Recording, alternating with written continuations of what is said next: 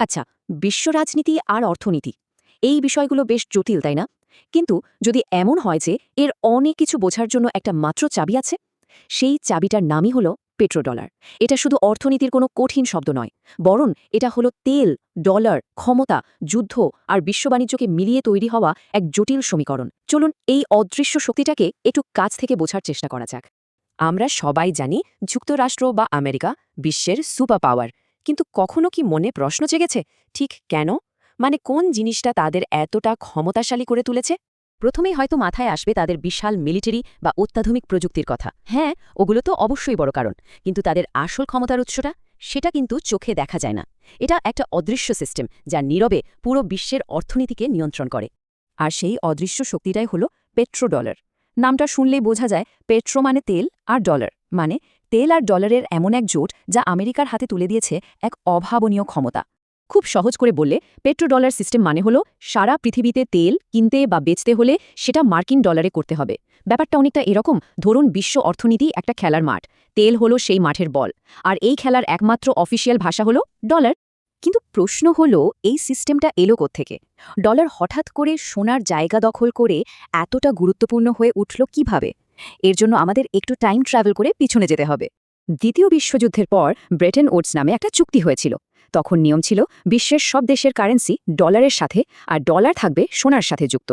কিন্তু ১৯৭১ সালে ভিয়েতনাম যুদ্ধের বিশাল খরচ সামলাতে গিয়ে প্রেসিডেন্ট নিক্সন ঘোষণা দিলেন, আর না, ডলারের সাথে সোনার কোনো সম্পর্ক নেই।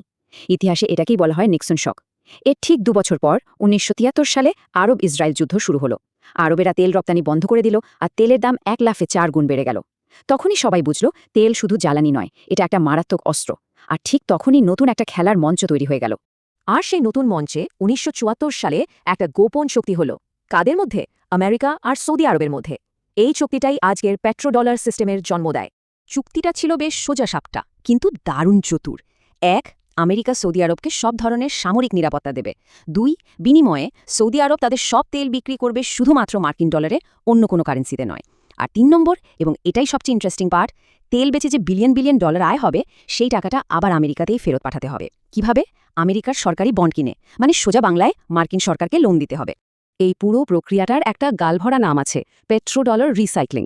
চিন্তা করে দেখুন ব্যাপারটা, আমেরিকা তেল কেনার জন্য যে ডলারগুলো খরচ করছে সেই ডলারই আবার ঘুরে তাদের কাছেই ফেরত আসছে লোনের আকারে। কি দারুণ একটা সাইকেল, তাই না? তো এই সিস্টেমের ফলে আমেরিকা ঠিক কি সুবিধা পায়? আসলে ৩টি বিশাল সুবিধা যা তাদের আজকের অবস্থানে আসতে সাহায্য করেছে। প্রথমত ভাবুন তো, পৃথিবীর সব দেশকে তেল কিনতে হলে ডলার লাগবেই। এর মানে ডলারের একটা পার্মানেন্ট ডিম্যান্ড তৈরি হয়ে গেল। দ্বিতীয়ত, একটু আগে যে বললাম তেল বিক্রির টাকা আমেরিকাকেই লোন দেওয়া হয়, এর ফলে আমেরিকা খুব সস্তায়, মানে কম সুদে টাকা ধার করতে পারে। তাদের বিশাল বাজেট, মিলিটারির খরচ, এসবের একটা বড় অংশ এখান থেকেই চলে আসে। আর ৩ নম্বর সুবিধাটা হলো ভয়ঙ্কর। যেহেতু পুরো বিশ্ব ডলার সিস্টেমের উপর নির্ভরশীল, আমেরিকা চাইলেই যে কোনো দেশের উপর অর্থনৈতিক নিষেধাজ্ঞা চাপিয়ে দিতে পারে, তাদের গ্লোবাল ফিনান্সিয়াল সিস্টেম থেকে একরকম বের করে দিতে পারে। কিন্তু কোনো কিছুই চিরস্থায়ী নয়। প্রায় ৫০ বছর ধরে চলা এই পেট্রোডলারের দুর্ঘেও এখন কিন্তু ফাটল ধরতে শুরু করেছে। বিশ্বজুড়ে অনেকেই এই সিস্টেমের বিকল্প খুঁজছে। একটা দারুণ ডেটা দেখা যাক। ধরুন ২০০০ সালে বিশ্বের সেন্ট্রাল ব্যাংকগুলোতে যে পরিমাণ বিদেশি মুদ্রা জমা থাকত তার ৭১%ই ছিল ডলার। কিন্তু আজ সেই সংখ্যাটা কমে দাঁড়িয়েছে ৫৭%। তার মানে দেশগুলো এখন আর সব ডিম এক ঝুড়িতে রাখছে না, তারা ডলারের পাশাপাশি অন্য কারেন্সিও জমা করছে। শুধু রিজার্ভেই নয়, খোদ তেল বাণিজ্যেও একই জিনিস ঘটছে। মাত্র ৪ বছরের ব্যবধানে এনার্জি ট্রেডে ডলারের ব্যবহার ৮৮% থেকে কমে 79%-এ নেমে এসেছে। আর এই খালি জায়গাটা কে নিচ্ছে? কিছুটা ইউরো, আর বড় একটা অংশ নিচ্ছে চীনের ইউয়ান। বোঝাই যাচ্ছে বিশ্ব ধীরে ধীরে ডলারের একক আধিপত্য থেকে বের হয়ে আসার চেষ্টা করছে। আর এই পরিবর্তনের পেছনে খেলোয়াড়ও কিন্তু কম নয়। একদিকে আছে ব্রিক্স জোট, যারা নিজেদের মধ্যে বাণিজ্যের জন্য নতুন মুদ্রা আনার কথা ভাবছে। চীন তো ২০১৮ সালেই পেট্রো ইউয়ান নামে তেলের বাজার চালু করে দিয়েছে। রাশিয়া আর ইরানের মতো দেশগুলো আমেরিকার নিষেধাজ্ঞা এড়ানোর জন্য মরিয়া হয়ে অন্য মুদ্রায় লেনদেন করছে। আর সবার উপরে আছে নবায়নযোগ্য শক্তি বা রিনিউয়েবল এনার্জি। যত বেশি সোলার বা উইন্ড পাওয়ার আসবে, তেলের গুরুত্ব তত কমবে, আর পেট্রোডলার সিস্টেমের ভিত্তিও তত নড়বড়ে হবে। আর যখনই কোনো পুরনো সিস্টেমে এত বড় পরিবর্তনের ধাক্কা লাগে, তখনই কিছু বিতর্কিত তত্ত্ব সামনে আসে। সেরকমই একটা তত্ত্ব হল পেট্রোডলার ওয়ার থিওরি। এই থিওরি অনুযায়ী বিশ্ব অর্থনীতির এই লড়াইটা প্রায় সত্যিকারের যুদ্ধক্ষেত্রে গড়ায়।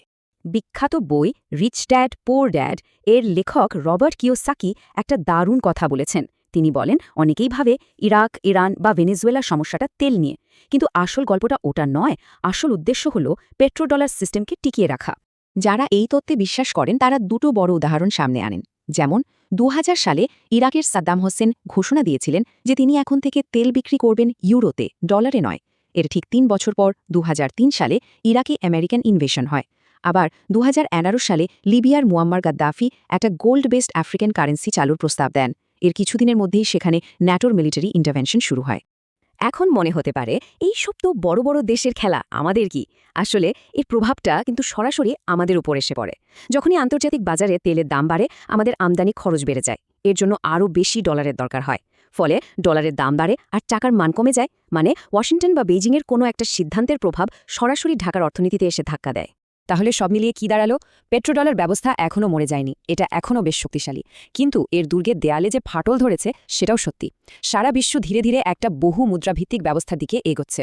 এখন সবচেয়ে বড় প্রশ্নটা হলো, ডলারের এই একছত্র রাজত্ব কি তাহলে সত্যিই শেষের পথে? এই প্রশ্নের উত্তরটাই হয়তো আমাদের বলে দেবে যে ভবিষ্যতের বিশ্ব রাজনীতি আর অর্থনীতির চেহারাটা কেমন